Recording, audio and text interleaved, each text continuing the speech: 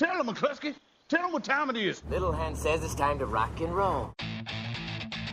All you people are so scared of me. Come quietly or there will be trouble. Man, that's just me. I'm Batman. This is Sparta! There is a tiger in the bathroom! I'm an excellent driver. If it bleeds, we can kill it.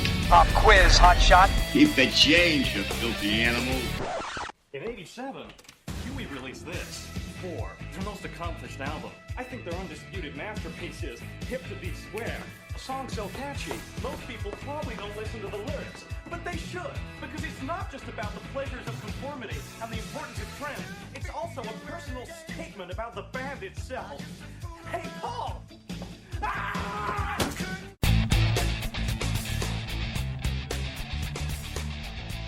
Hello and welcome to this week's Monday Movie Show. Extremely delayed, even though we're not actually into a different day, because that's extremely delayed. Yeah. And even though we're not in a day beforehand, because that's extremely premature. Yeah, that's true. But for the first time, we're like the trains. We're delayed because of bad weather.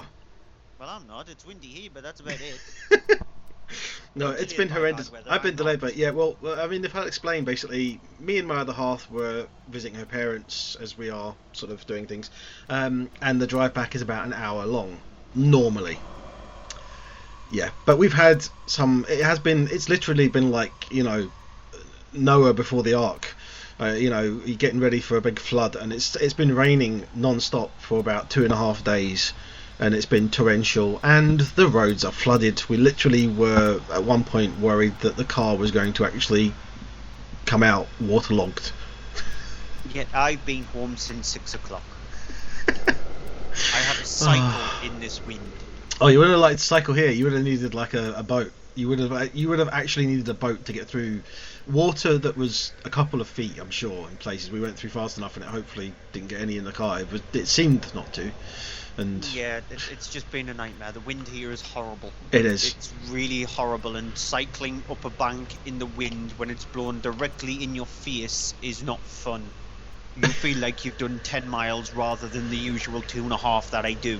So we hope that the weather around anywhere else, anyone listening, is better than that. If not, though, if it's terrible, they're listening to us then. They've got no reason to be out not listening to us.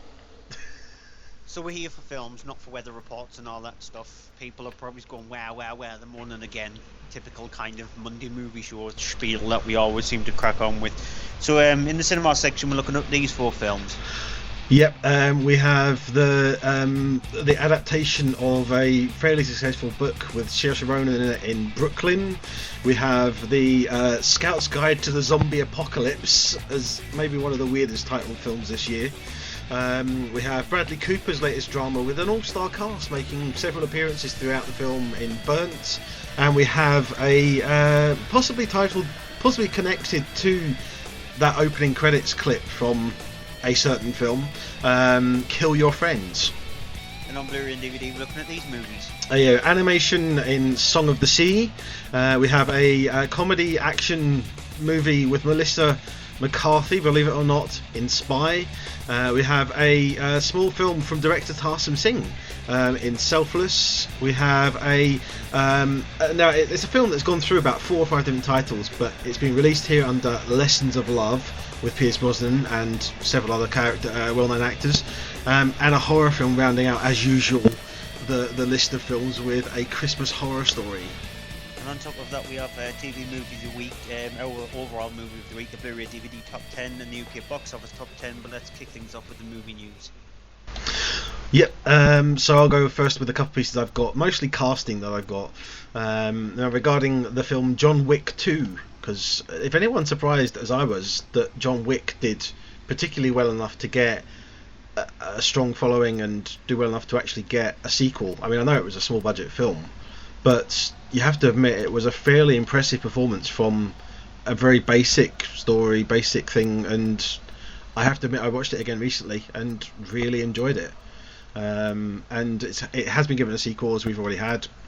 Common has already been announced to be cast in the film as the main villain. They've now announced there's going to be 3 other cast members confirmed. 2 of them aren't particularly well known. You've got Ruby Rose, who apparently is in Orange is the New Black, the Netflix TV series, and also someone who is in the film Burnt, which is covering this week, Ricardo Scamarcio. I don't know if everyone's Scamarcio. It sounds like a Bond villain. Actually, it sounds like the cousin or brother of Schnarf from the Thundercats. Schnarf? No, should do that. But the main casting in there is an actor of mine that I like. I think he's a very, very good actor and a lot of times underrated. Peter Stormare, who is a great weird actor for sort of villainous roles. So, because I mean, the whole thing with John Wick is it was a thing about the world of assassins and that, and I cannot wait to see how he will be sort of in the film. He will be the typical Stormare bad guy. That's what he'll be in the film. The last thing I saw him in was the video game Until Dawn. He played the psychiatrist in Until Dawn. Used motion capture of him in that as well. Yeah, so I have actually seen that because we played it. My other half had played it for about 5 minutes. I played through the entirety of the game. I finished the game, and so it's very much like a film character that they're doing. So it'll probably just be the typical Peter Stormare role. Other piece of news I've got, again, casting, is surrounding Sony's continued delayed remake series of The Girl with the Dragon Tattoo series. According to website The Wrap, they are going to try and get it started off the ground again. David Fincher is no longer going to be involved, unfortunately, and it's not going to have a case of trying to get Daniel Craig back in the film or Noomi Rapace. They are going to be trying to sort of do it a little bit on the cheaper side, which I think is a shame because I love David Fincher, as anyone who knows me will know. And there's nothing yet about who they're possibly going to have directing, nothing yet about who they're going to possibly have for Daniel Craig's role. But the supposed actor they're going to try and bring in for the Lisbeth Salander character is rumoured to be Alicia Vikander. And there's no indication if this is the girl who played with fire and the girl who kicked the hornet's nest. Well, the hornet's nest played with fire. It's been said that they may try and reboot the franchise, reboot it by doing the adaptation of the new book. Something about, I can't remember the title exactly. I think it is girl who, something to do with the spider's web, who hit the spider's web or something. That's one that's not been written by I forget his name. Is it Lars something? No, you're thinking Lars von Trier. I am thinking Lars. Yeah, no, it's not Lars. But the writer of the original Millennium trilogy, who has passed away since the 3 books were written, and someone else has now written a new one in the series, and supposedly that is the one they may look at adapting, because essentially that would be the first adaptation of the book, because that one hasn't been adapted to film before, like the other 3 with which had Noomi Rapace in the role, in the original sort of, was it Norwegian version? Yeah, it's Norwegian. Stig Larsson's the Stig Larsson, that's it. Yeah, I don't know who wrote the new one, but Stig Larsson obviously has not written the new one.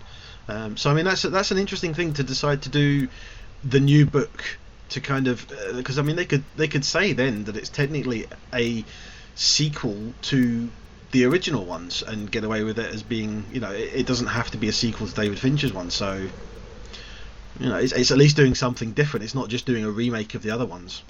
For it to be a sequel to David Fincher's one anyway, it's going to have to go with the girl who played with fire. Well, I mean, the girl who kicked the hornet's nest, because if you're going to make a sequel to David Fincher's one, his was a remake of The Girl with the Dragon Tattoo, the original Swedish film. Yeah. And so it's obviously going to have to be the girl who played with fire. So now, though, you're going to make it a direct sequel, so it's a start of a Sony. For Sony, it's a start of the new trilogy in a way. Just to see how Alicia Vikander actually handles the character of Elizabeth Salander with the new one. If they go with the new one, at least then they can hedge the bets, because if another book is ever written, which if it is, it's not going to be Stig Larsson whoever writes it, then Sony can go, yeah, we'll use the rights to that and we'll make a film out of it. At least they're not tied down to a trilogy of books, they're only tied down to one book. so they can indicate whether there is an audience out there for the series still, rather than just diving into the deep end like they did with the remake, and then not going ahead with remaking parts 2 and 3. But there is that case of, I mean, looking back at book adaptations, you don't have to do the books in order. I mean, you've got the 2 Ron Howard films based on the Dan Brown ones were done out of order. They did Da Vinci Code first, which is not the first book, and then they did Angels and Demons, which is before Da Vinci Code in the books, and they changed it around so that it was a sequel. Same thing with the things like the Jack Reacher ones. We've got the 2 Jack Reacher films that are being made. Well, the one's been already done as something like the 14th book was the first film they did, and they're doing another one which is something like the 16th book. They're not doing them in order for the new one. So I mean, it doesn't have to be in order, it doesn't have to be directly after it, unless obviously there are things that go through from one film to another, one story to another, that directly affect them. Or unless Sony are going to do what they did with the Rex series.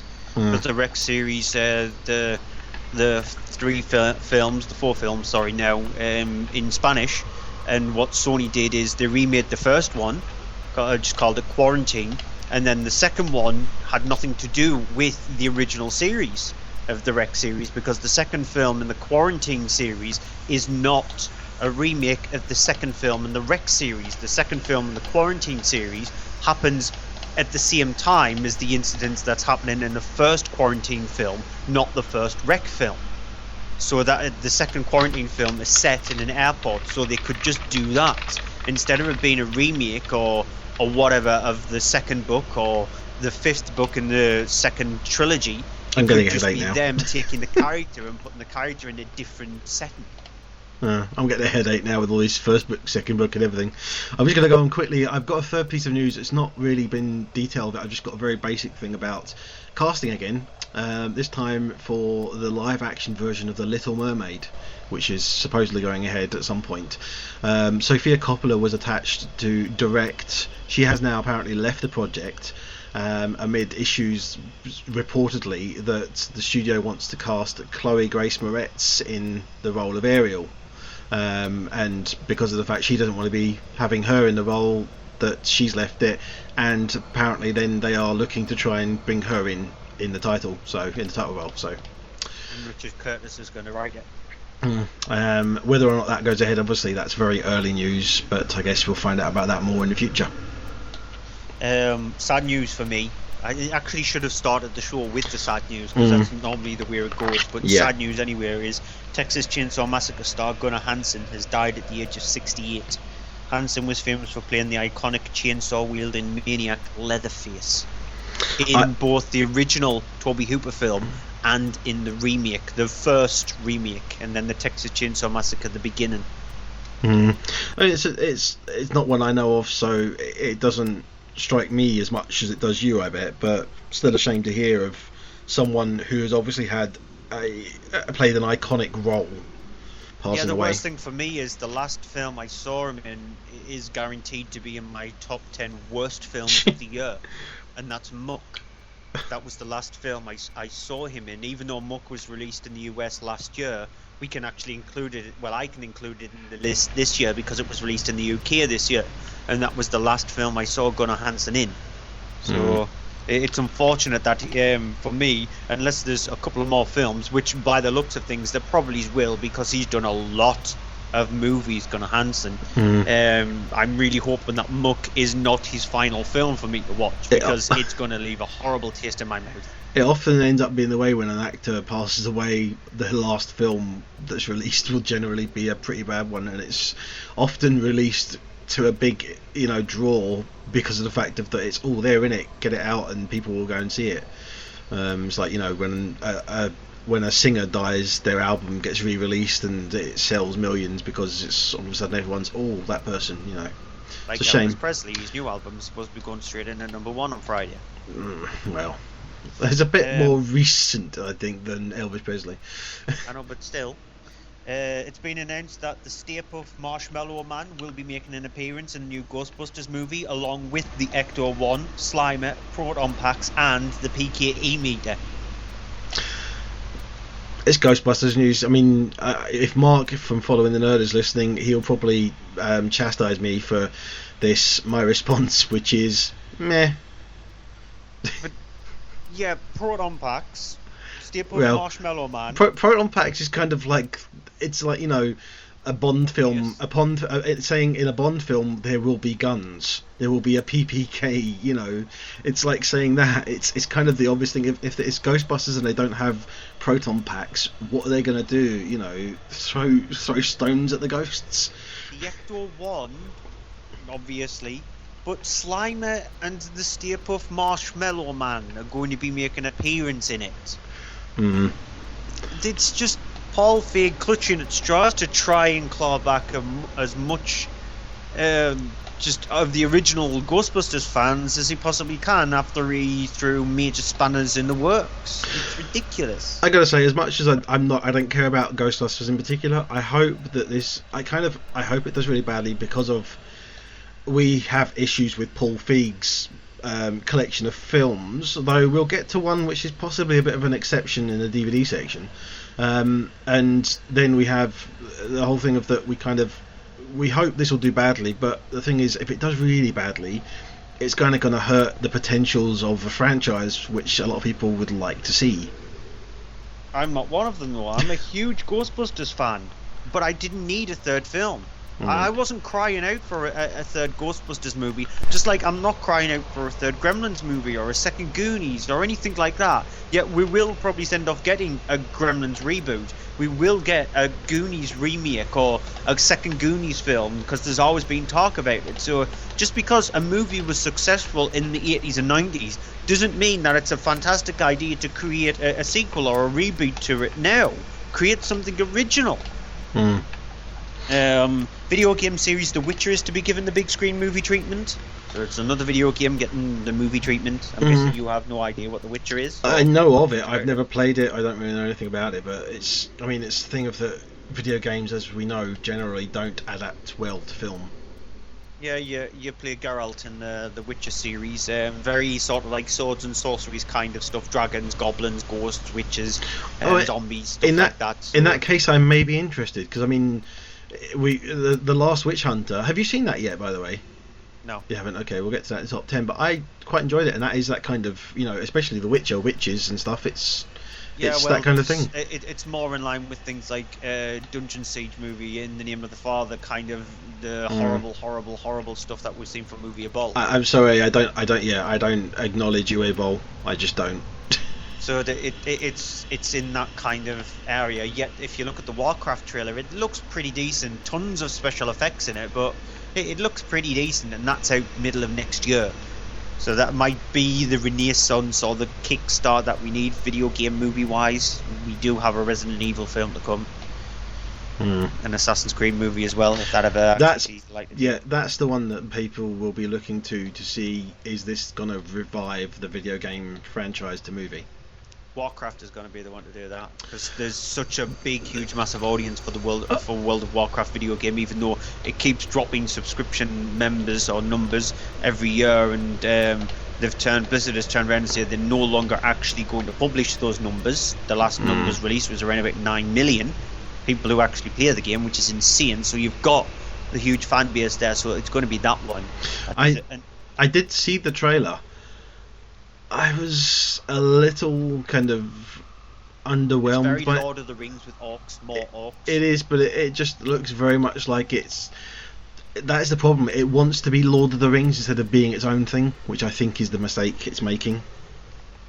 That's what Warcraft is. Warcraft is very Lord of the Rings. Yeah, but final piece of news, mentioned Lord of the Rings. It's not technically news, but in a recent poll, the Lord of the Rings has been voted the greatest ever movie soundtrack.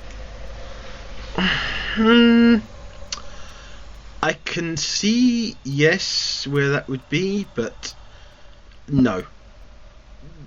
It's a great soundtrack. It's not the best ever soundtrack. I mean, even I would say the original Star Wars, the soundtrack to those is better than. I mean, you're talking about the trilogy, because Lord of the Rings, there's 3 films. Obviously, you can't say which one of them specifically. The Star Wars trilogy, the original Star Wars trilogy, has a great soundtrack that's very better. It's a close call, but hard to say for sure. Pass. The Lord of the Rings score and soundtrack is fantastic. Star Wars, I think that series gets too much hype up. Marcus probably going to kill me. He's probably going to save up all the anger for when we invite him and Saxon on for pretty much the last show of the year. Yeah. When the last review show of the year when we do review Star Wars. We'll have to actually bring them on for the best of the year and ask them ahead of time to plan out their best films of the year and worst films of the year. No, that's just going to be a bit of a car crash and a bit of a mess, and the show will probably last about 7 hours. So that will definitely not happen. Considering when Star Wars is released, it's released 1 week and 1 day exactly before Christmas Day. So it would just be too much of a mess to organise that. But getting them on to do that, we'll probably just move that show. Instead of doing that show on the Monday, we'll probably move it to say like the Saturday or the Sunday, so we can just review Star Wars. That's pretty much that's out that week. I'm going to a midnight showing of the Star Wars release, but the thing is, there's something I've actually got set up to now. I've got access to a preview screening of something which has not been announced yet what it's going to be the day before. So I may be seeing it like the Tuesday before the Wednesday night midnight showing. No, you're probably going to be seeing the Snoopy film. I was thinking that, yeah, it's released, and there'll be so many people who'll be going to it and thinking, oh, I wonder if it's Star Wars. We get to see that like a day earlier, and they'll be like, come up, it's like the Snoopy film. How many people will kill up and walk out at that moment? I expect quite a lot. I would still steer, actually. Oh yeah, but still, it's going to be a big disappointment. No, for me, you'll probably just go, better film than Star Wars. At least I don't have to sit through it. But then I have to.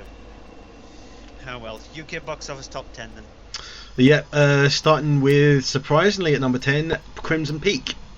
Yeah, it's just hung around in the top 10 because of the fact that there was lacking new releases last week because of one film. So other movies ran scared. They didn't want to go up against that specific film, which we'll mention a little bit later on. So films that have been in the chart for a few weeks have decided to hang around a little bit longer. So well done for Crimson Peak to be able to do that. I loved it.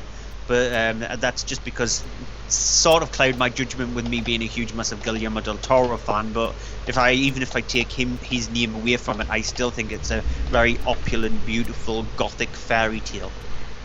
Number 9, again a bit of a surprise, but not because of the fact it's dropping down the top 10, because it's still in there, Inside Out. Yeah, well, it's gone in and out of the chart. So it went out of the chart last week. And in, you mean? It's come back into the chart this week. So yeah, I loved it. Inside Out is a phenomenal film, and it's one of those movies that's causing me a bit of a headache to find out the best animated film of the year. And you know, it's one I still haven't seen yet. Yeah, you really do need to see it. I do. I haven't had a chance, and I've not even been able to see all this week's films, including one I wanted to see that you're reviewing. So. Number 8, new entry for a live event, Tannhauser Met Opera. Yeah, it's an opera live event which a lot of cinemas seem to be showing, not just this year, but it's cottoned on a lot. The tickets are more expensive than a standard film screening. I know my cinema charged £15 a ticket to see these kind of events, which definitely does not interest me to go and see it, because I know they're special events. But at £15 a ticket, that's a lot of money to go to see something like this, especially when you're seeing it on a cinema screen and you're not seeing it live. Yeah, they're making a big fuss about these live performance ones, because there's going to be live ones towards the end of the month with people like Dame Judi Dench in it, and there's a Mice and Men, which I really would love to see. I am actually seeing that. I've actually said we're going to see that. But there's also as well, I can't remember what it is, but it's it's Kenneth Branagh who's in it. I think it's The Entertainers or something like that, but it's him obviously doing the whole live stage thing, but it's being broadcast, not just recorded. It's actually being broadcast live to cinemas. So I still would like to be there in person to watch it on the stage stuff rather than the cinema one. There's a lot of opulence that you'll get from seeing it live that you won't get on this, but obviously having seen some of the live ones, it's not the same as seeing it, but you get something of it. Yeah, it just doesn't interest me, and the price is just too extortionate for us to actually be interested to go and see something like this. Number 6, sorry, skipping over number 7. Number 7, The Last Witch Hunter, which you said you haven't seen. So, I mean, not yet. I would like you to see this to get your view on it, because it is a film that it is a very basic. It is a B movie, but I think it's quite well fleshed out. I think it's got more to it than the average B movie. It's got a good sort of story behind it. It's very sort of typical, set up, action, set up, action kind of thing, and a little bit predictable. But I liked it, and it's a whole going back to that whole thing of like Conan, the sword wielding, magical thing, which is kind of hard to do well in cinema now, in magic, into bringing magic into film, and I think it pulls it off. Number 6 is The Martian, which I really like The Martian. It's when you've got a director who people really like and falls a bit too much on his head too many times, in the form of Ridley Scott. His last few films have not been very good at all. It's down for him anyway, down to a weak script, because he does not know how to handle a script properly. When you get somebody to come in who knows how to create a really interesting characters and interesting script in the form of Drew Goddard, then Scott excels. That's when he creates some of his best work. And it was a godsend for him to actually work alongside Drew Goddard on this, and so that's how the film itself works. It gets very close to the bone for me when it comes to the humour, because there was just too much of it. Well, because the fact that I was enjoying the film so much, I let them get away with it. But if it did go on a little bit longer with the humour, it would have started to grate on me badly. And number 5 is Suffragette, which I thought the acting itself of Suffragette is a fantastic film. I love the fact that I saw a tweet about it a little bit earlier on today from somebody saying that Suffragette is a very sort of like science fiction dystopian kind of drama movie, which is an interesting way to look at the film, considering that it's not sci-fi, it's reality, it's what happened, but because of what happened is so, in a way, fantastical, you don't believe it, considering what happened to these women. You think, that could never have happened, but evidently it did, and it's portrayed really well on screen. It has a very loose story, and the story is just very straightforward, but because the performance is so strong, that helps the lacking story. Paranormal Activity, The Ghost Dimensions at 4. It's awful. It's just really bad. This is a series that wasn't good after the second film, so the second film was watchable at best, and then after that it just, at least it only had 3 films where they were really bad, where I sort of like give a slight pass to the marked ones, because the marked ones is watchable, whereas with the Saw series, it was a snowfest from 4 onwards. So this one is just a bad way to end off the series. Take a gimmick, completely run with it in the entirety of the film. It works the first time, it doesn't work after that. This is the first one in the series to do 3D, isn't it?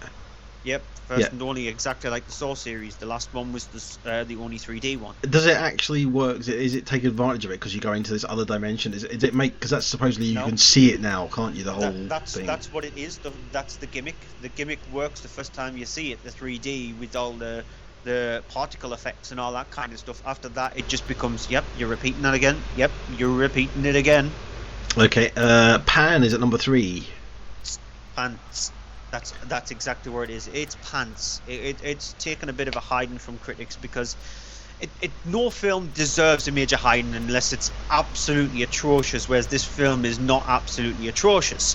It sort of is really bad after the first 15 minutes, because the first 15, it reminds me of Sucker Punch in that instance then. The Sucker Punch, I thought the first 15 minutes was very dark and brooding and completely different to what the trailer was shown, and so I was thinking to myself, has a fast one been pulled on us here? Is it? I was going to say, is it? Because there's 3 films I can think of which you'd have to be worse than to truly be considered a terrible, terrible film. There's Movie 43. No, nothing's that bad. No, you have the Keith Lemon movie. God. And Mrs. Brown's Boys, the movie. And Jack and Jill. Well, yeah, Jack and Jill is bad, but I have to stick up for Jack and Jill when it comes to those other three and say it's not as bad as those other three. I can never stick up for Jack and Jill because Jack and Jill is horrendously awful. Pan will not make my worst 10 of the year. I have actually seen more than 10 films worse than Pan.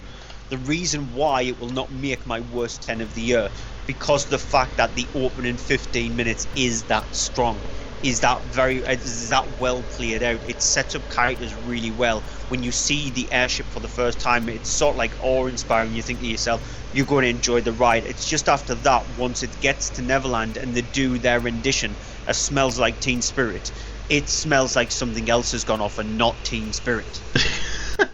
Okay, and number 2, Hotel Transylvania 2.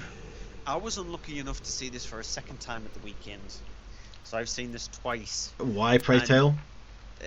I was dragged along by a friend and his child and what have you. And kicking, screaming, please let me go, oh God. And I nearly fell asleep during the second showing of it, because the first showing when I watched it it's passable, it's watchable, it's barely watchable. The second time when you see it, you realise how bad it is compared to the original film. Because the original film is not bad. It's nothing special, but it's not bad.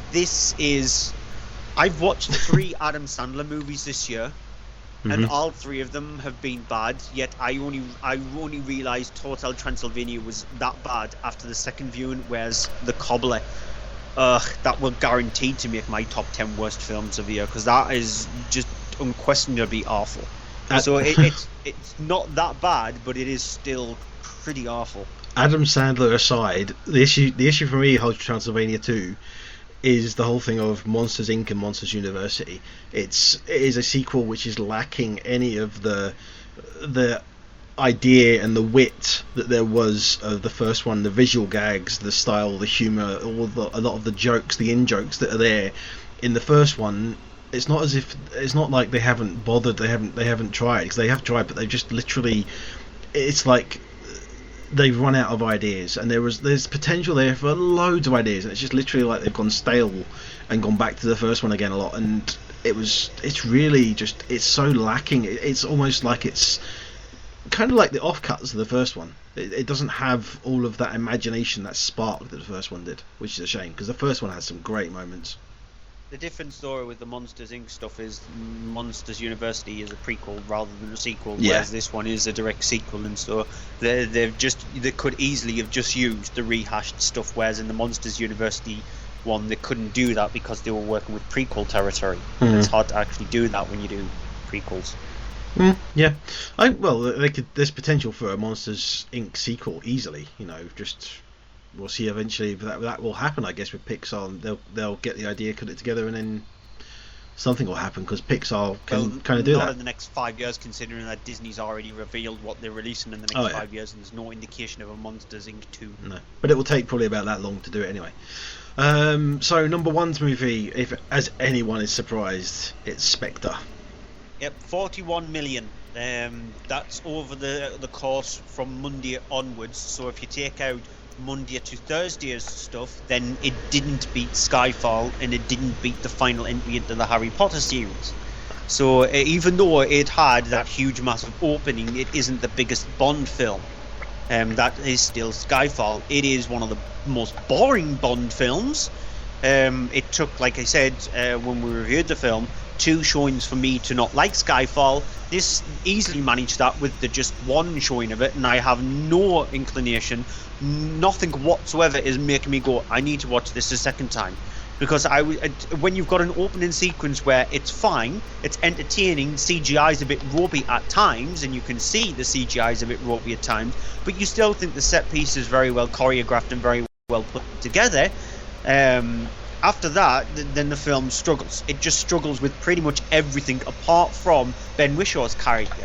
I think Ben Whishaw is the only shining light of the entirety of the movie, because his humour at least gives you something to sort of like make an emotion at. The rest of the film, the love interest, the love triangle in a way is just badly implemented. It's just nothing. The bad guy is just played by Christoph Waltz, who knows how to do this. It's just Christoph Waltz playing himself. playing it very one-dimensional, very flat. No, just nothing there with him at all. And when you've got a henchman played by Batista, you think, oh, the fight scenes are going to add some impact to it. Yeah, fine. The train sequence where they do have a fight is okay, but you're just watching it going, I've seen that before, and it could have been done much better than the way you actually implemented into this film. So it's just stitched together action movies from the last 10 years, stitched together Bond set pieces from the first Bond movie up until Skyfall, and it's just the ultimate Frankenstein Bond movie where nothing seems to gel properly. I don't entirely agree with you. I get some of what you're saying there. I agree partly, but for me, it's a Bond film which works, but it has a lot of weaknesses there in the character. A lot of weaknesses there, I think, in Daniel Craig, who I think is not. I think he's a little disinterested in the character and playing it now, and I think that comes through in it. And I think it's a perfectly fine Bond film. It is not the better of Daniel Craig's ones by a while, by quite a bit, because for me, Casino Royale's better. Skyfall is almost as good as Casino Royale, and this would be then the third fiddle to that, and you have then Quantum of Solace, which is just terrible. But it's it's not as bad as Quantum of Solace. In that scale of 1, 2, 3, 4, 1, 2, and 3 are a lot more closer together, and then 4, Quantum of Solace is just a mile off from all the others. It's passable and it's entertaining. It's not just another Skyfall, which I'm glad about, but it does still try and be more Bond personal to him, the character, and kind of fails in that regards than the Bond films, which are more separate and detached from the character of Bond. And that for me is where I think it's failing. It's trying to bring in a lot of that personal closure and connection that you have to Bond from Skyfall, and I think that's a mistake. That's not what Bond was ever meant to be. That's what made Skyfall nice and different, and they shouldn't have tried to carry that on. They should have gone back to a little bit, not sort of try and mess up the formula. I get, obviously, you've got to try and reinvigorate things by changing things, but Bond as a character, the main character you're supposed to care about, is not what Bond is about. Bond is supposed to be very detached. He is supposed to be a killer. It's not supposed to be about his family, and that's what they kind of tried to make it. Yeah, well, I think the best Bond by far is still Bob Holness. That's not a joke. Actually, he did play James Bond in the 1956 radio player for Moonraker. So he did play James Bond. James Bond was actually an American invention. He was called Jimmy Bond. But yeah, James Bond is still best played by Bob Holness. What about David Niven? No, I've just never been a fan of the Bond series anyway. Yeah. So it's No. just I'm never going to. I still maintain my opinion that Daniel Craig is the best Bond, even better than Sean Connery. That's where I get a lot of argument from people that are different. A lot of people find Connery the best, but I personally think Daniel Craig has been the best Bond. I had nothing against Sean Connery. Sean Connery is a very, very close second, but I just love Daniel Craig's portrayal of him, but just not in this film as much. Yeah, we could be here for a while, Yeah. and it's already 10:25 in the UK, and getting very, very close to my bedtime, and we've still got a lot to get through, so we need to push on quite quickly. So if we hear snoring at some point, I'm allowed to shout, "Stuart, wake up!"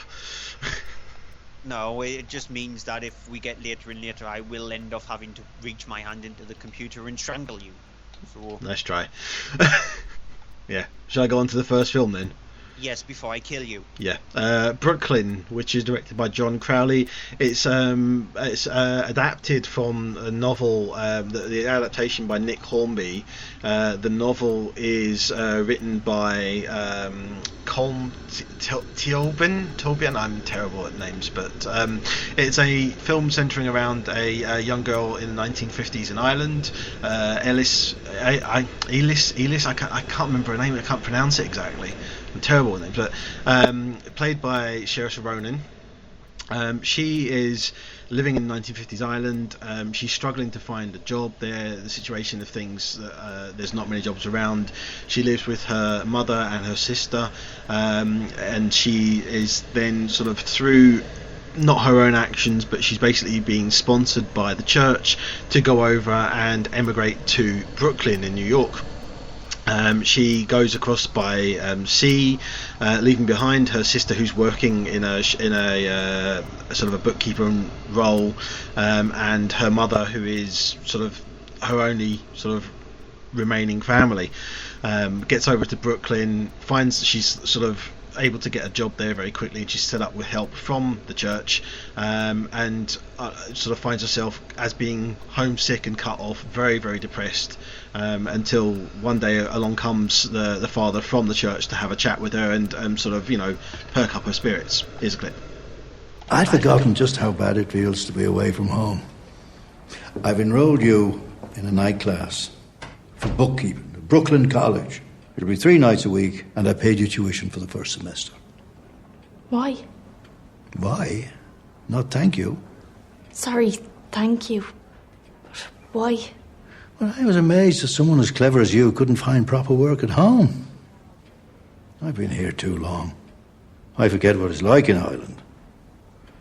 So when your sister wrote to me about you, I said the church would try to help. Anyway, we need Irish girls in Brooklyn. I wish that I could stop feeling that I want to be an Irish girl in Ireland. All I can say is that it will pass. Homesickness is like most sicknesses. It'll make you feel wretched, and it'll move on to somebody else. So there you have Jim Broadbent in the role of the father. It's a small appearance role. In the film as well, you have these characters that you're having. She's staying at this kind of a boarding house under the sort of house being run by Julie Waters' character, who's a very funny, very prim, proper woman who is sort of. She lets things go, lax a bit with the girls, but she's very much, you've got to be this, you can't do this, she gets letters and she's like, I forgot. She's like, sit down, they'll still be there when dinner's finished, sort of thing. She's very kind of comical in those moments. You have as well this whole thing of that when she's there, she meets a young Italian man, strikes up a relationship, romance, which kind of makes her feel a bit better. But then tragedy strikes at home and she has to go back to Ireland. I won't go into details what, but she has to go back to Ireland for this and finds herself then stuck sort of between the two worlds of choosing, does she go back to Brooklyn, stay in Brooklyn again where her new life has sort of been settled, or does she go back home where things are potentially going to get a bit better for her now, and things are changing. And it's basically all about that sort of the lead up to that decision and that whole thing of where she finds herself. It is a very well written script, I would say, by Nick Hornby. I do think it's very well fleshed out. I think the character development is very, very good. I've no idea what the book is like, but obviously, as you do normally have a book, if you get a good adaptation of a book, either a book that has a lot in it or a very good adaptation that's good at taking the right crucial elements and stretching them out and fitting them into 2 hours, which this film is just under, then you will have a very, very good script. It comes down to the whole thing we were talking about, Ridley Scott and him adapting a script that is based on the book with The Martian, which is obviously taking a good adaptation, good character, and that's what's happened here. There are issues that I have, though, with John Crowley's direction. And the issue I have with the film is that, first of all, there are times when it feels, for a cinematic release, I have no idea what the budget is on it, but I know it's not a tiny budget, but it will be shot with, I expect, a moderate budget. It could have, and I think should have, been more cinematic. There are moments where it does feel very much like a TV movie. There are moments where it feels as if it's not sure how to direct scenes and how to set them up, and very, very plain sort of direction of scenes where it could be more focused on the right characters at the right time, where it could be stripped back a little bit. There could be scenes, it could be tightened up a little bit, but there is at the centre of it again this great performance from Saoirse Ronan, who she has this way of just being emotional but not being, you have actors that really overplay the role too much. She's very good at subtlety and bringing a lot through with very little simple expressions, as we've probably seen her in any other film she's done before. And she is, it's kind of, it makes me think back to Legend recently, with Tom Hardy playing two roles in that film, but still playing a role, and it's a role-centric film, where you have a film which is not as good as, not at the same level as the performance which holds it together. I do think that this film is a bit more better directed than Legend was by Brian Helgeland, but I still think John Crowley was struggling at parts. I do think there's moments, again, to say it kind of dips in and out of cinema to TV movie. I don't think that's necessarily a bad thing, but for it being released as a cinema film, I wanted more, and I felt that it needed more. It does look great for the props, for the sets, for the costumes especially. The costumes 1950 period are very, very good. I will say that. I hope it gets some nominations when it comes Oscar time for Saoirse Ronan's performance and for the costume and set design, because those are absolutely outstanding. I just wish the direction and a little bit of the cinematography had been up to the same level, because then it would have been possibly an Oscar contender for Best Film. I think that it falls short, given other films there have been this year, to be in that category, but I do think that it's worthy of an Oscar nomination, at least for her performance. Right, let's quickly move on to Scout's Guide to the Zombie Apocalypse. Then, as you can tell, it's a very, very, very stoic drama. Yeah, if you believe that, you'll believe absolutely everything. Scout's Guide to the Zombie Apocalypse, it sort of like missed the boat when it came to Halloween, and it's sort of like a perfect movie to suit that time of the year. It's one of those films where if you've got lots of friends around, or you go to the cinema with a group of friends, it's a comedy horror movie. In the loosest sense, there is a copious amount of gore in the movie. There is copious amounts of childish humour in the film, but it's that kind of thing where they both go hand in hand really well. And so if you look at the Return of the Living Dead series, or even to some extent Shaun of the Dead, then you know that comedy and horror, if they get it right, goes very well. And so this movie, very simple premise. You've got three Boy Scouts, played by Ty Sheridan, Logan Miller and Joey Morgan. One of them, the Joey Morgan character who plays Augie, he's sort of like the one who's really interested in Scouts, whereas the other two, Carter and Ben, they want out. And so when they go scouting one night in the woods, they hear a noise, and evidently the zombie apocalypse is broken out because of one stupid thing that a stupid cleaner decides to do at a base right at the start of the film. Here's a clip.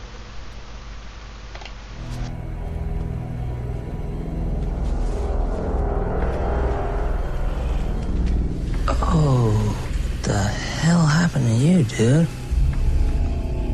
Dodd? What kind of name is Dodd? Reset. Dodd, come on.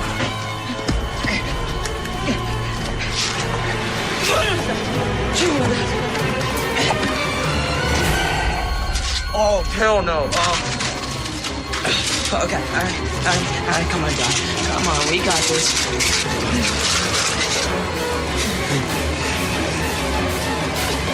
Run, Dodd! Why are you doing this? Do what does it? And so it's up to the three scouts, along with a supposed stripper who's played by Sarah Dumont, who plays Denise in the film, to try and not just stop this zombie apocalypse, but also rescue their friends and siblings who are having a huge, massive rave house party at an abandoned factory, which they might have not been invited to. And so the film itself, if you can guess from the way that clip played out there, it's very much interested in humour and interested in the copious amounts of gore, because you do get them both in spades. And the screening that I went to see it at, it was actually before Halloween. It was a special weekend screening of it. The audience just acted perfectly. They were laughing at the jokes, at the areas where there are jokes, rather than just laughing at the way the film was panning out. Some of them were disgusted by the gore, because the gore is well over the top, and there are a couple of scenes which I definitely cannot explain to you on this show, considering, yeah, we are at 25 to 11 at night, but we're still a very PG-esque 12-year kind of show, and this film is a 15. So let's just see, there are a couple of scenes which will make anybody wince, especially male members will definitely wince at one scene. And so you've also got homages to things like Brain Dead, and so the lawnmower scene, the infamous lawnmower scene in Brain Dead, you've got a very similar scene in this, which involves a strimmer and tons of zombies and slow motion, which, even though I'm not a fan of slow motion and I'm definitely not a fan of movies that overuse CGI, if you get it in the right context, you're sort of like forgivable. And so there is a couple of scenes where Augie is managed to build together this rocket launch which fires out baseballs at a very high speed, and he explodes a zombie's head. And that's done in slow motion, and you see pretty much every single piece of it, but the gore is all over the place. So it's funny. It's not like brilliantly funny the way Shaun of the Dead is with its humor, because the way Shaun of the Dead handled it is it wasn't just all about the humor, there was heart to it. This doesn't have the heart at all. It's just concentrating on the gore, and it's concentrating on the humor, and it works. And when you've got a movie that features zombie cats, then yeah, why not? You know you're in for a bit of a giggle, a bit of a silly fest. And so in that instance, it never overdoes what it's trying to be. It's a comedy horror film, and that's exactly what it is. Okay, Burnt, which is the new drama directed by John Wells. It's centering around the character of Adam Jones, played by Bradley Cooper.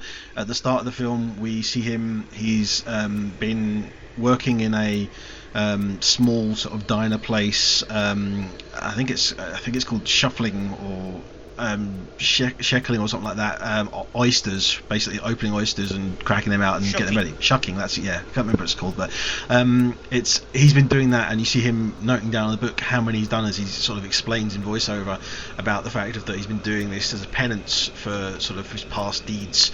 When he gets to his 1,000,000th oyster, he then walks out and heads back to London, where he is sort of revealed to be a chef with sort of a well-known, renowned experience. He has previously had a 2-star Michelin experience, and is potentially going to try and get his 3rd one, even though he kind of has a bit of a bad name for having had a past to do with drugs.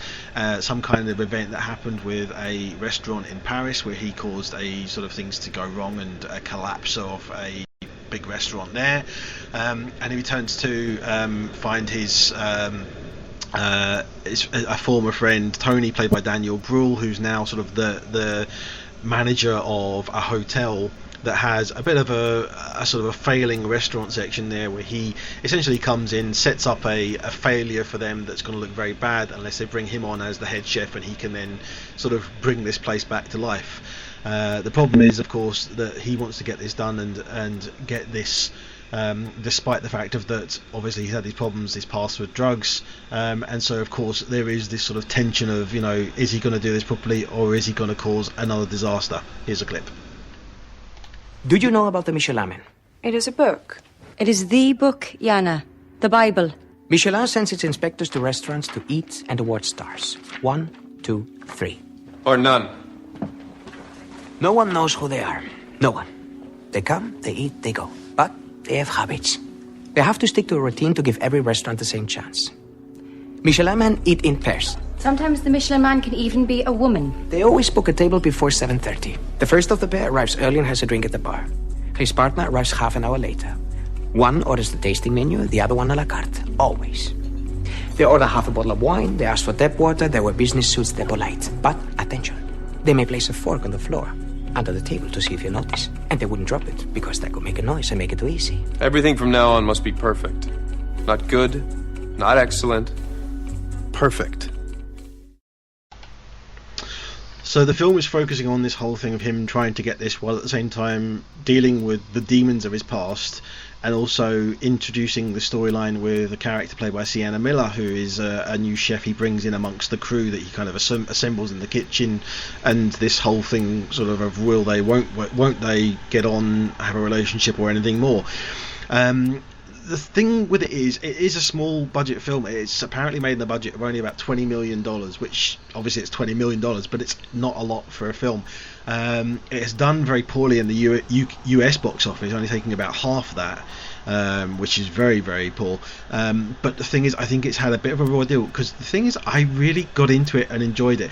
Not in the way that you have other food films like Chef or the 100-foot yard, 100-yard journey, 100-foot journey. I can't remember the full title, but those two sort of in recent history have been kind of almost like the food porn films. This one doesn't do that so much. It has scenes where they're making the food. It has scenes where the food is made out to look a bit. It's a whole thing of that he is focusing on. He doesn't want to. It has a scene in it where someone says to him, you're doing a restaurant. You want people to come in and do well. He's, I don't want to do well. I want to do a thing. I want people to come in and be sick with longing. I want people to come in and stop eating because they've had the meal and it's enough for them. It's that it stops. To me, that sounds pretentious. It is very pretentious.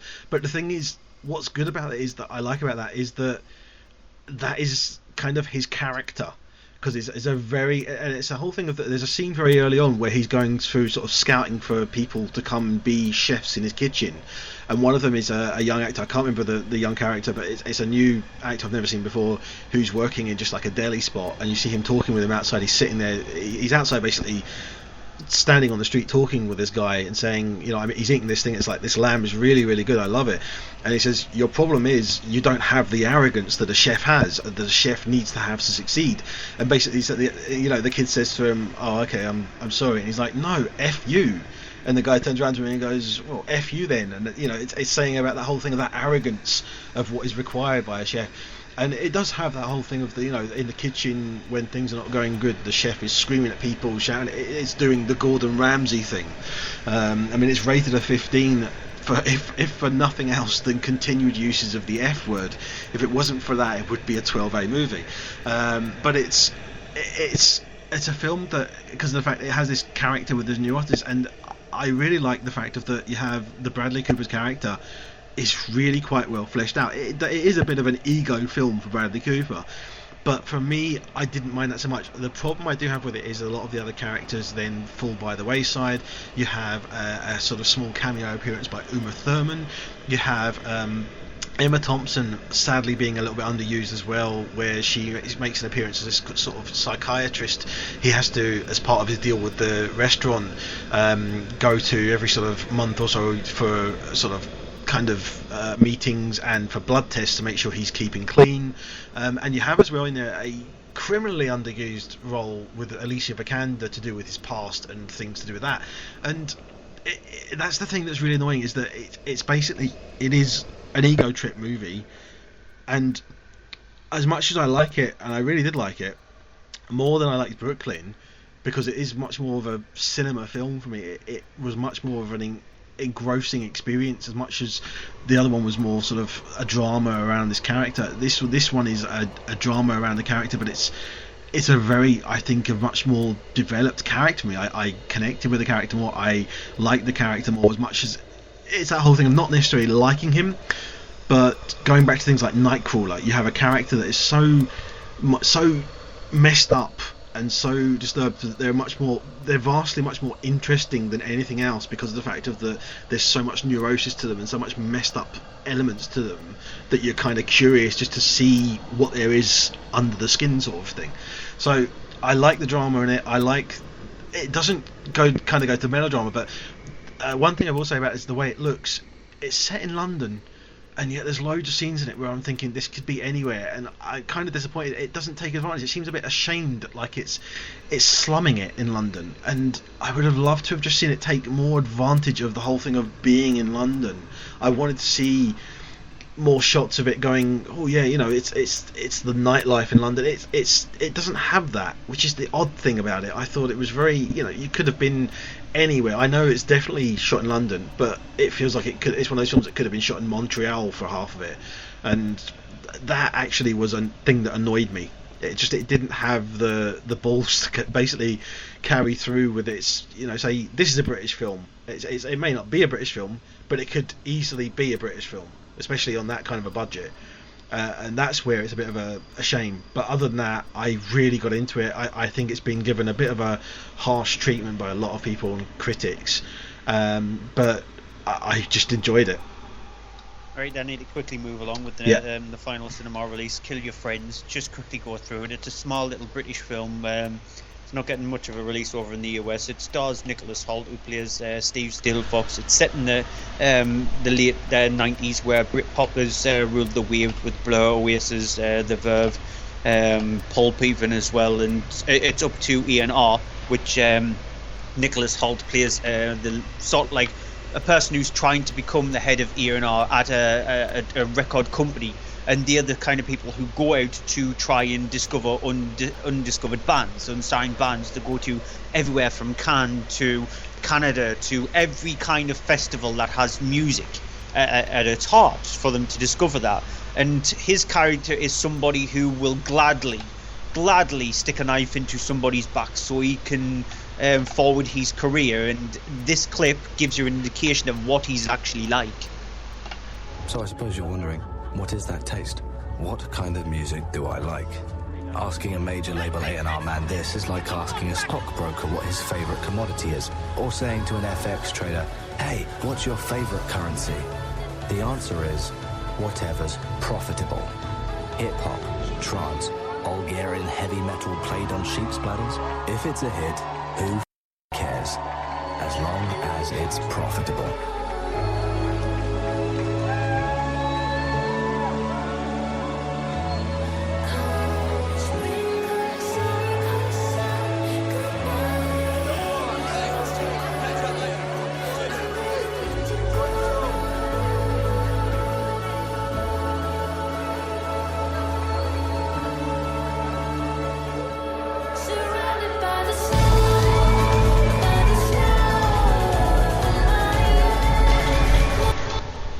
So that gives you an indication of the kind of music that he's looking for, and then that's one of the bands that he instantly thinks is atrocious, but ultimately becomes one of the top bands because everybody wants to sign him.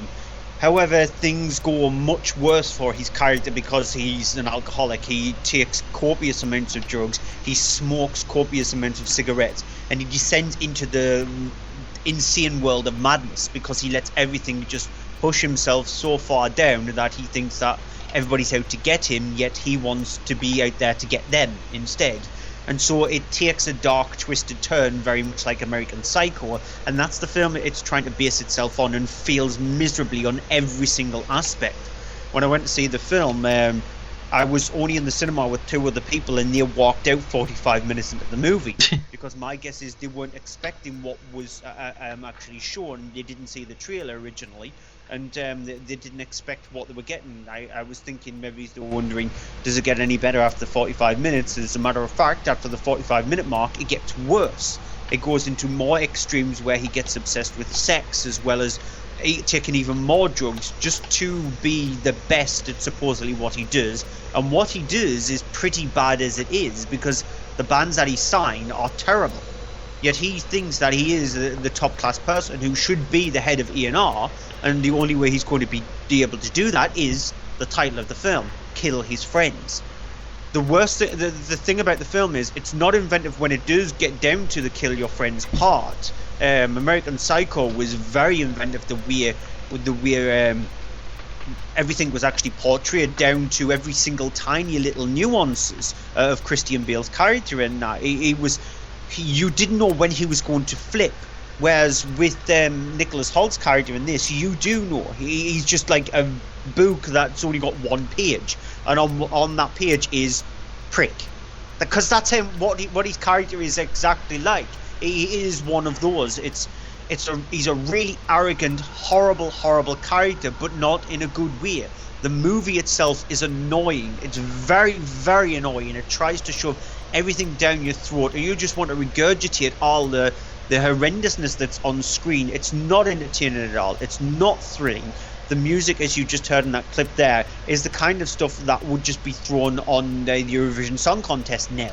It is that bad, and you're wondering, what was the point of the film? The whole point of the movie was just Nicolas Hoult to have a bit of a party with the rest of the cast, which includes James Corden and Craig Roberts, and that's all it is. It's a 2-hour party, and it's a 2-hour party that I would definitely not like to be part of it.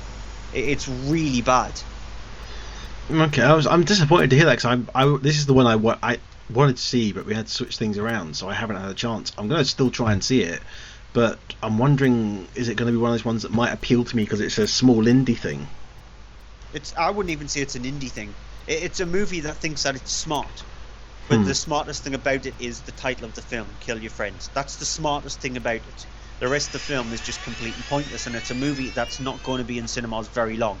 It's going to really, really struggle. Because if I was in a cinema at a time of the year when you expect a lot of people to go to the cinema to sort of like start their Saturday night, normally the cinema is quite packed in. When you've got 3 people, including yourself, and 2 of them walk out, that proves you what this kind of film is going to be like. And so if it's in the top 10, it's going to be right at the bottom of the top 10, and it's only going to be in there for a week. It's not going to hang around at all. Okay. Right, that's it for the cinema section. We'll be back in a moment with the Blu-ray and DVD section of the show. From page to screen. So they have 9 times out of 10 they have to send it back to you unopened or just throw it in the garbage can. Things don't always look exactly as we envision our life to look, but sometimes it works out and turns out even better. Gregor Fisher, his bacon number is 2 because he was appeared with January Jones in Love Actually, and January Jones and Kevin Bacon appeared in X-Men First Class together. I've got to say, the very Harold and Kumar 3D Christmas, now that just makes me want to rush out. It's about the acting, about the writing. That's really what theatre is for me. Probably had more names than Prince or whatever. Never mind, there's a joke for the oldies. It'd be like, who's Prince? Who's he? I'd just like to see Mr. Freeze hiring his bad guys going, right, okay, so you're a psycho, right, can you ice skate? Head over to iTunes, Spreaker and Stitcher and put in the search box From Page to Screen. And we're back with this week's Monday Movie Show. We're getting along quick, so we're going to go even quicker through this week's show with these new releases coming up this week. Absolutely gorgeous Irish animated film, Song of the Sea, pointless comedy movie, sort of, with Spy, thriller with Selfless by Tosin Singh, Lessons in Love, and to round things off, the first Christmas movie for me, but the first proper Christmas horror movie, even though I reviewed Krampus last week, and I don't even classify that as a film, with a Christmas horror story. Yeah, as usual though, let's start off with this week's DVD and Blu-ray top 10. So at number 10 is Mr. Holmes. Yep, which I really enjoyed, but I do have some issues with. I think it's a nicely done drama and adaptation, an interesting performance from Ian McKellen around it. I did think it's a bit long and a bit kind of vacant at parts, but I did enjoy it. It's a trident of a movie which should have been a trine. Yeah. So instead of being a 3-prong, it should have been a 2-prong movie. Yep. And number 9 is You Went For the Longest Ride. We haven't seen this. It was released last week and we weren't able to cover it, but it is a Nicholas Sparks adapted novel. So, I mean, take of that what you will, and probably you'll know what's going on. It's about the longest ride. The title refers to riding, bull riding. Yeah, and we've seen Nicholas Sparks movies in the past, and every single one of Nicholas Sparks movies is bad. Yeah. I think I have actually seen this film. Have you? I don't think you have. I think I reviewed it for the cinema section. Did you? Okay. Yeah, I think I did. It's got Britt Robinson, who was in Tomorrowland, in it. Yeah, and it's about her trying to prove to this bull rider guy that there's more about life than there is about bull riding. If I remember correctly. Possibly. I've seen the trailer, it's one but of those movies that my mind is completely expunged from it. So it shows you how interesting it is then. Yeah, tells you everything you need to know. At number 8 is Mad Max Fury Road. I'm gonna be in my top 10 films of the year. I think yours as well. Yep. Amazing action film, and surprisingly takes the tact of taking a script very basically, but focusing a lot on action and succeeding. At number 8 is Big Hero 6. You're in number 7. Yeah, number 8 is Big Hero 6 and Mad Max. They're sharing the same number. Oh. Yeah, it's a great Disney animation that's again showing that Disney is excelling past Pixar, and it has a great story and even better animation and a lovable character that Stuart just melts when he hears it say. La la la la. Yeah. Oh, hairy baby. And number 6 is a new entry for Vikings, the complete third season. TV series. I've not seen any of this. I haven't even seen the first series, so I have no idea. But it's doing fairly well, I think. So it's an Amazon Prime thing. It's an Amazon. It's released. I mean, it's American made, and I think it's actually for the History Channel over there.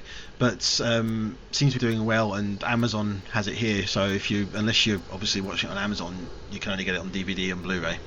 And Amazon have just announced that they've snapped up Nicolas Winding Refn's latest film.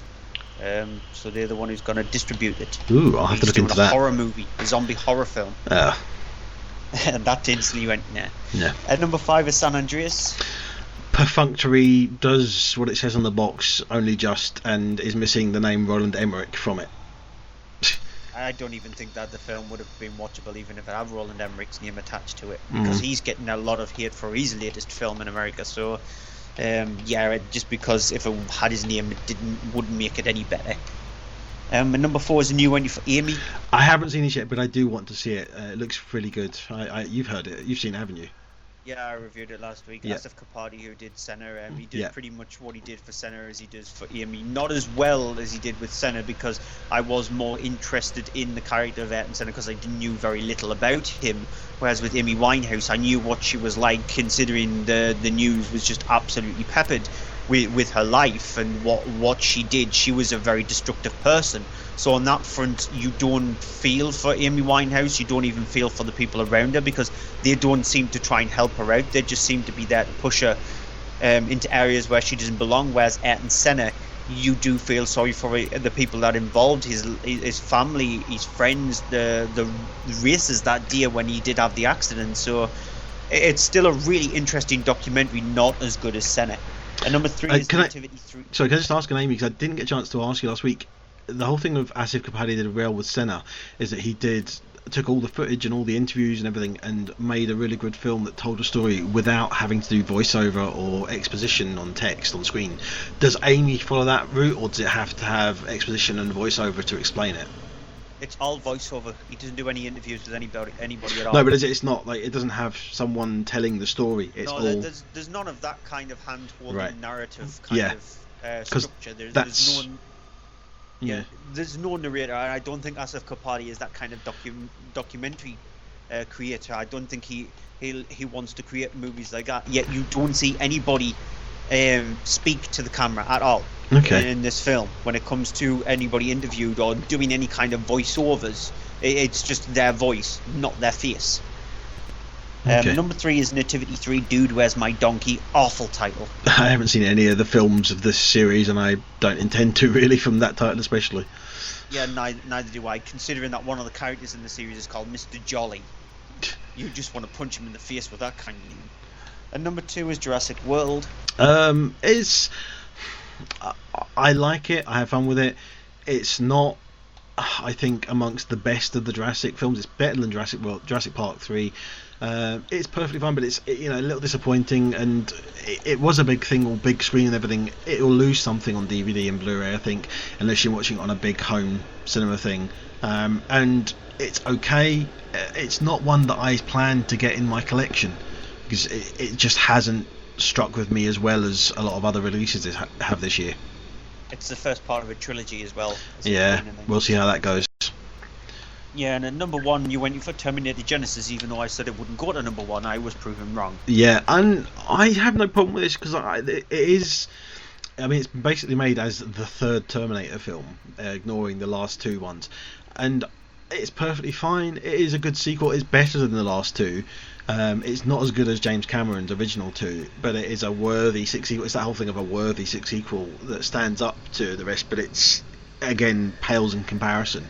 So take it with a pinch of salt and you'll enjoy it, but you may come out of it going, well, it's a little bit bitter. Yep. Sorry, I'm into the whole food analogy thing after Burn. Okay, so let's go on to our first release this week. Yeah, which is a small little animated film in the form of Song of the Sea. This was nominated for an Oscar earlier on in the year. Can't believe the Oscars was that long ago. And the next Oscars is more sooner. It's only a couple of months away. Yep. So it's that scary, and it was one of those animated films which made people go, "What?" we didn't know what it was about because we only got it a couple of months ago and it was released in America at the start of the year. So they knew about it over there, yet we were scratching our head going, yeah, this has got no chance. And it was a film that I was slightly eager to see. And so when I watched it, I fell in absolute awe with it.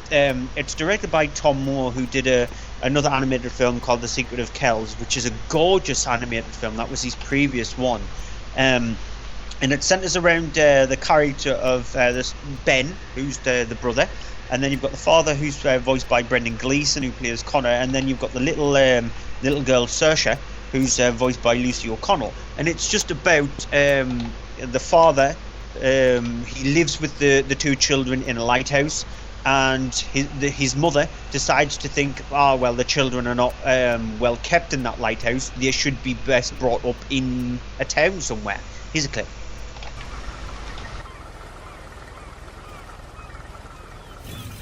I hear there's a birthday party above at the lighthouse today. Young Saoirse is 6, is she?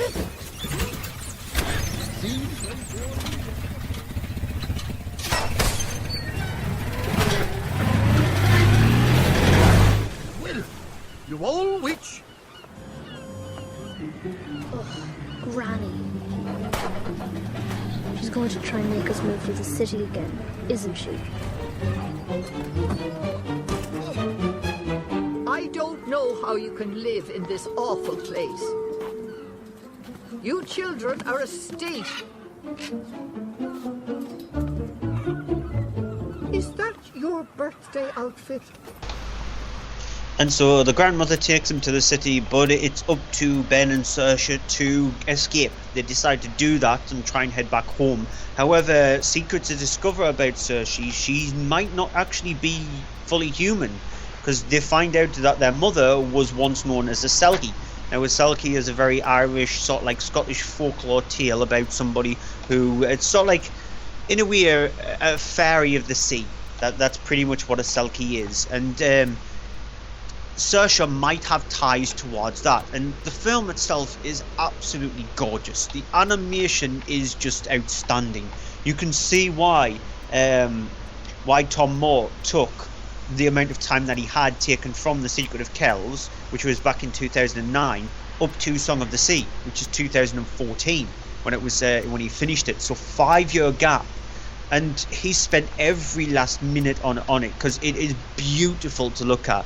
The performances are outstanding. The voice over artists, the way they create the characters is just it's top level stuff. Considering it's from a small little studio that's created its high-end stuff better than what Pixar can manage to do. Pixar have millions, hundreds of millions behind them to create things like Inside Out.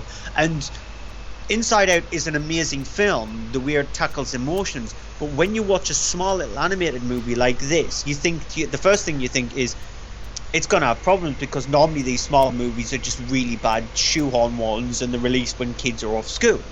Whereas this one, it's got so much heart, it's got so many fantastical elements to it. It's just everything works. Everything absolutely works. It's the perfect jigsaw puzzle. I fell in love with the movie and I can't recommend it enough. It's definitely in my top 10 best films of the year.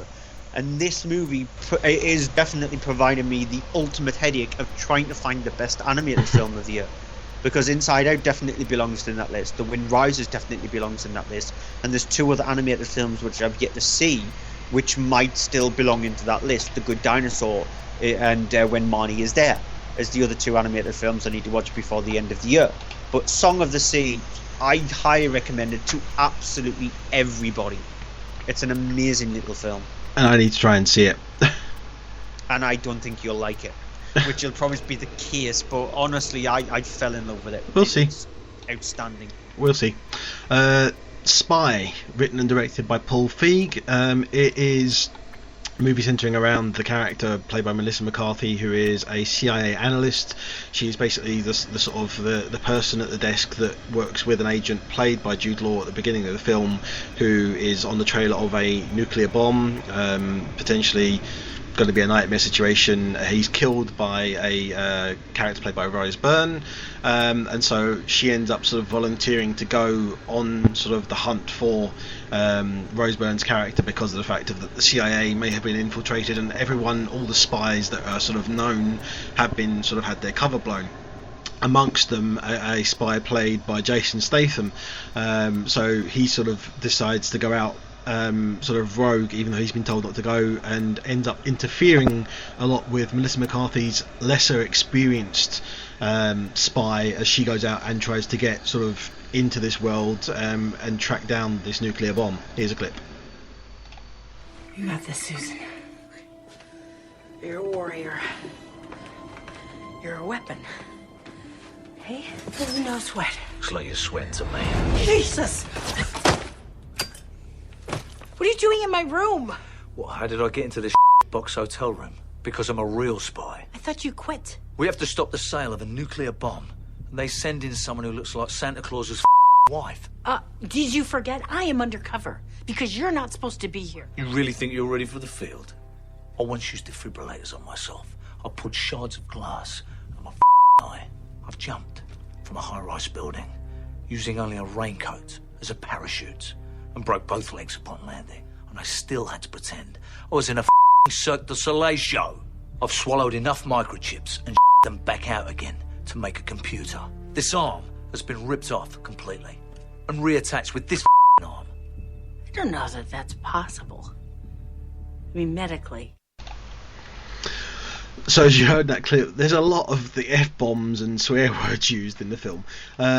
It's the kind of thing that has Melissa McCarthy in her typical kind of role where she's a character who at the start of the film doesn't have a lot of confidence and then kind of comes into her own as the film goes on. Which, oddly enough, is perfectly fine in the film because, I mean, Paul Feig gets a lot of flack from us because generally we do not think much of him as a director. His films that he's done, especially with... You know, him and Melissa McCarthy seem to do the same thing, rinse, wash, repeat, you know, again and again. And that is a similar kind of thing here. But what works here is the fact of that it's actually got some fairly decent action sequences done. It's got a kind of story to it. It's got some humorous moments in it, to do with Jude Law's character at the start of it. There's some humorous moments with the character played by Melissa McCarthy as she actually starts to come into her own. I actually found myself liking the character instead of being repulsed by the character and the traits of her and the way they behave in most of them. You've got a stupid thing as well with Miranda Hart appears as a role which is just at moments in that way Miranda Hart can be kind of dumb and amusing at the same time, and it's the whole thing, as you heard in that clip as well, that Jason Statham has not done anything sort of comedic unless you sort of count Crank, but in this he actually has some of the funnier moments in the film, and it shows he's got great comedy timing, and it all kind of just manages to just come together to make it, I actually think, possibly Paul Feig's best film, in a similar way to how Tower Heist was kind of Brett Ratner's best comedy film, and it's, you know, for that it gets a kind of just slightly thumbs up pass from me, and I think you kind of feel the same about it. You enjoyed it. It's not brilliant, but it's definitely far above the level that you come to expect from Paul Feig.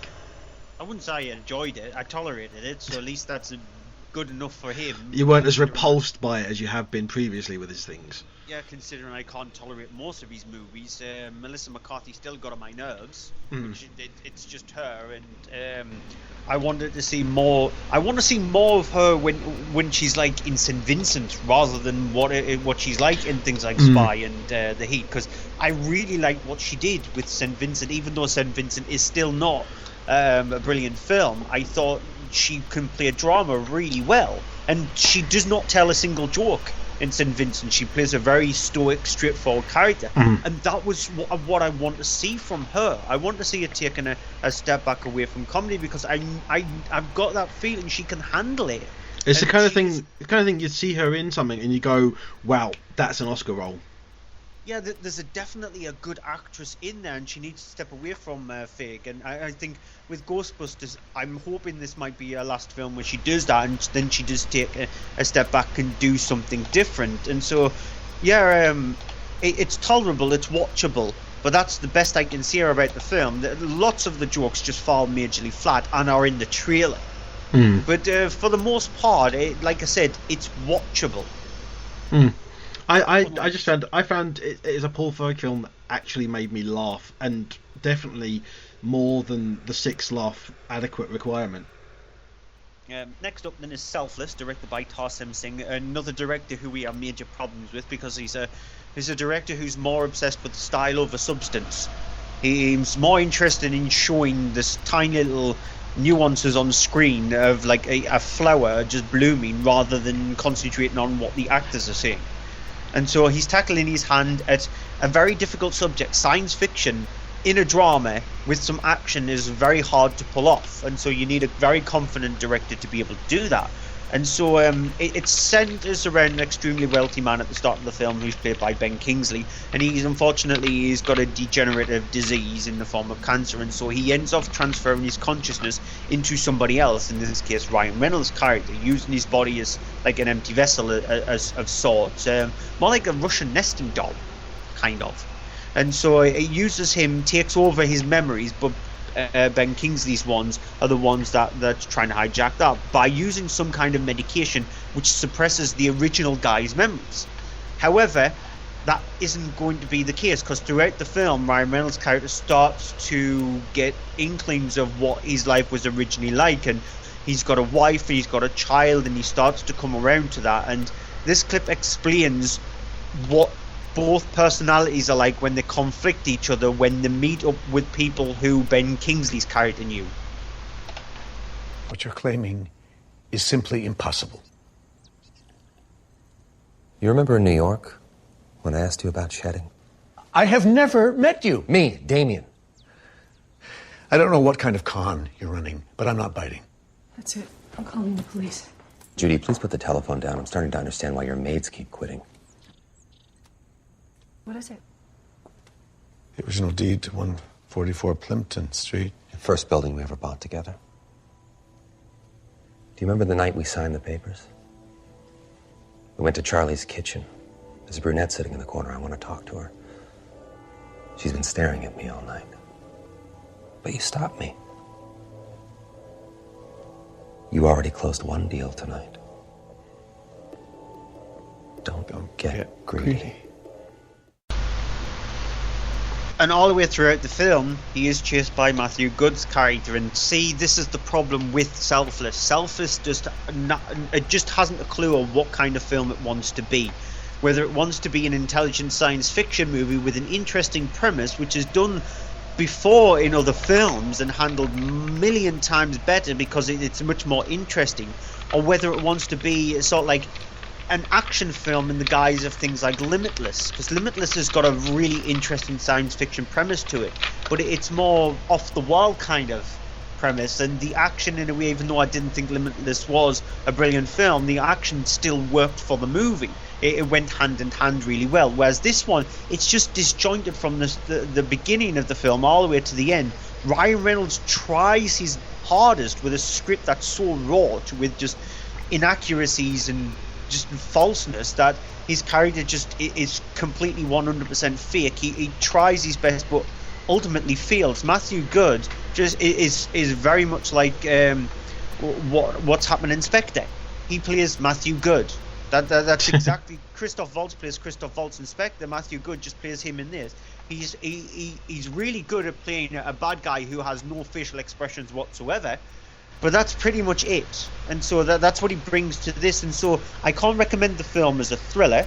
I can't recommend the film as an action movie, even though it tries to do that. I can't recommend this movie as an intelligent science fiction film, even though it tries to do that. So ultimately, I can't recommend the film because it doesn't know how to meld them both together, and it doesn't know how to make each section of it interesting. So the film itself is just avoidable. I actually thought it was okay. It's not brilliant. It is one of those films that's a B movie, and it manages to be a good B movie, but not a great one. It is sort of a bit it misses the target a lot of times, but I found that I kind of got into it. No, I was bored. And when you've got an intelligent science fiction film, that you can't be bored. That's just the stupidest thing to be when you're watching something that's supposed to. Even if you're scratching your head and you're not understanding what's going on, at least you're actually concentrating on the movie to think that. Whereas this one, if you're bored, then what's the point? Mm-hmm. Okay, fair enough. Lessons in Love, which was also originally released in I think it was the States, as How to Make Love Like an Englishman. It is a drama. Yeah, it is it kind of relates to what the clip is in a moment. It's a drama around the character of Richard, played by Pierce Brosnan, who is a professor at a university in the UK at the very start of it. He is seeing a much younger woman played by Jessica Alba. It turns out that she is pregnant, surprisingly. She tells him at dinner when meeting with her sister, played by Salma Hayek, and he kind of shocked takes it on and then decides, okay, you know what, I'm in. Cut to a little bit later, a year later, he's living in America on a kind of coming up towards the end of a sort of visa with her. She has been cheating on him, and he sort of finds this out, and she sort of admits it. Their relationship kind of takes a tumble, but amicably between the two of them, and he ends up sort of living in sort of the outhouse of her sort of big sort of estate house in America, so he can still be around his son while she is there sort of living with her new sort of boyfriend, and things are kind of a bit messed up with the whole thing of that, because then along comes the sister, played by Salma Hayek, who has now also had her own breakup with her husband cheating on her. Here's a clip. Let me ask you something. Yeah. How can you teach the romantics when you can't even have a real feeling? Is irritation a real feeling? I mean, listening to you flirt on the phone with some guy who's calling you babes, oohing and eyeing. No, I like it gentle. Good Lord, anyone would think you were having an orgasm. I do not sound like that when I... Anyway, you should hear some of the stupid noises you guys make when you're... You can't even say the word, can you? Come on, what do we sound like? For example, you have the bear. Uh-huh.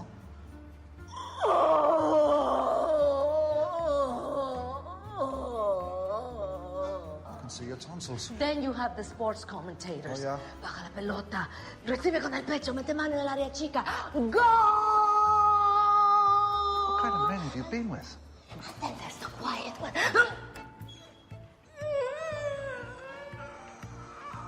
Oh! You finished? No. Of course not. And then the worst one. The worst one is the Tourette's one. What?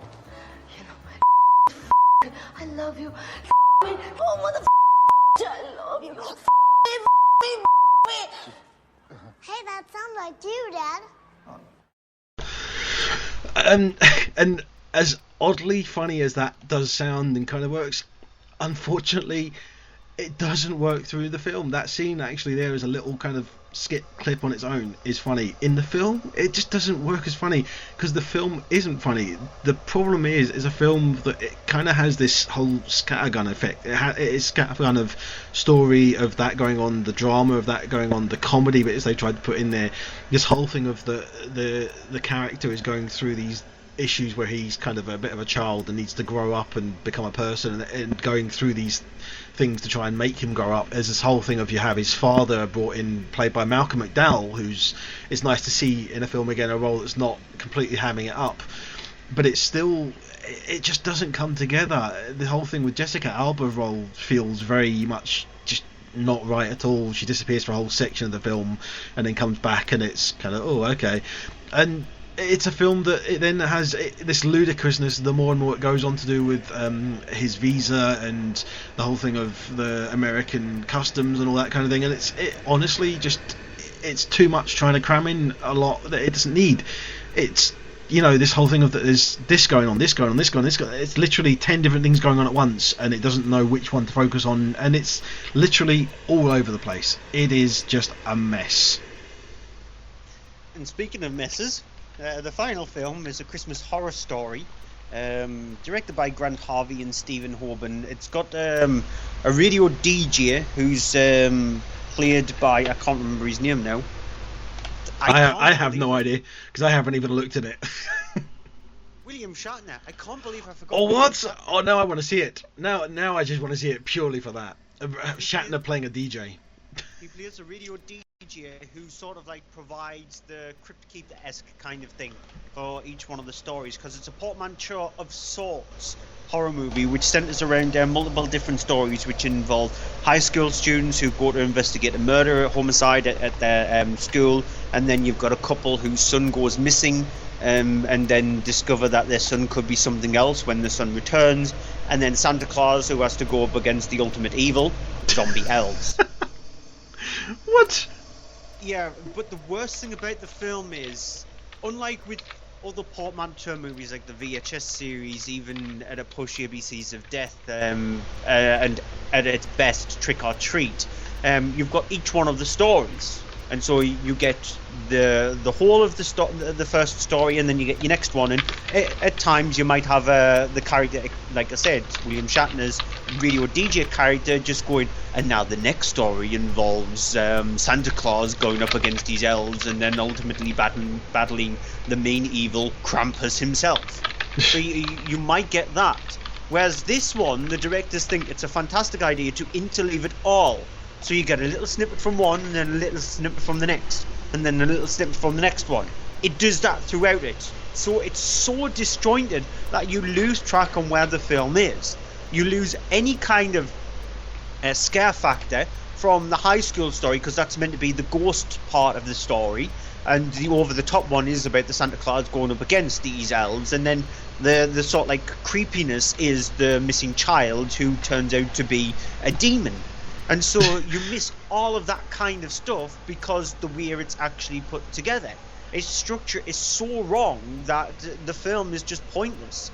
If the directors go back and look at that and recut it the way it should be done, whereas you've got each section of the movie done right, then I think the film might work. So you need a director's cut of the film for it to work. Where in the state that it's in, it's completely forgettable, which is a shame, because you can see that that each one of the stories is interesting enough, with the wraparound adding an interesting twist at the end to be an entertaining Christmas horror movie, but it's not, unfortunately. Okay, that's it for this week's show. We are running quite late, so we're going to quickly wrap things up. TV movies of the week. I've got two, and any bet you've got the same one as me. I've got two as well. I don't think one of them you'll have. I'm pretty sure you have the same one as me for Wednesday at 9 p.m. Yes. 11th of November, film for Zero Dark 30, which is a great film. We both love that. Catherine Bigelow, and it's one that... I was going to go with The Hurt Locker the night before, which is tomorrow night. Yeah, that is as well. I mean, that's a great one, but I do think Zero Dark 30 is a great film as well, and it also centres around a great performance by Jessica Chastain. But also I'm going to point out that on Saturday the 14th of November on Film 4 at 6:45 p.m. is the John Carpenter film Starman, with Jeff Bridges, which is it's a film that a lot of people don't know it's John Carpenter, but it's a very good it's an 80s film, but it's one that actually is, you know, John Carpenter's best of his films, like Big Trouble in Little China. I really do love Starman. It's a very unique film, and a kind of one of those ones, a good one at looking at the whole thing of humanity from the outside sort of thing. Yeah, and I've gone and copped out majorly because I couldn't find anything else, and so I have gone with the Studio Ghibli movie on Sunday morning. Film for 11 a.m. My Neighbor Totoro. It's an outstanding movie. Yeah. So what a perfect time to watch it as well, at 11 o'clock on a Sunday morning. Yeah, we've got ones that are on at decent times for a change. Yeah. Okay, that's it for this week's show. Thank you for listening to us, however you have been. You can always find us as ever at mondaymovieshow.co.uk, on Facebook at facebook.com/mondaymovieshow, on Twitter at mondaymovieshow. Stuart's on there at Cryptic Tadpole, I'm on there at AHDBD. And as always, listen to a couple of our friends, or listen to Stuart from page2screen.com, the number 2 in the middle. Followingthenerd.com is there for a lot of nerd news. They haven't got their show on yet, but keep an eye out, because they are sorting out to come back on a Thursday nights with a new show. The return of me, but in a different way. Yeah, but also we will be trying to get them sorted out to come on this show for a Christmas special. at some point. So more news on that. It's very Star Wars heavy, and so I'm going to be in my element, aren't I? Yeah. I'm going to shut up through the entirety of that show, and we probably have to make it explicit, because if I say one wrong thing, then Mark is just gonna go on a very sweary tirade rant against me. I'll just mute you.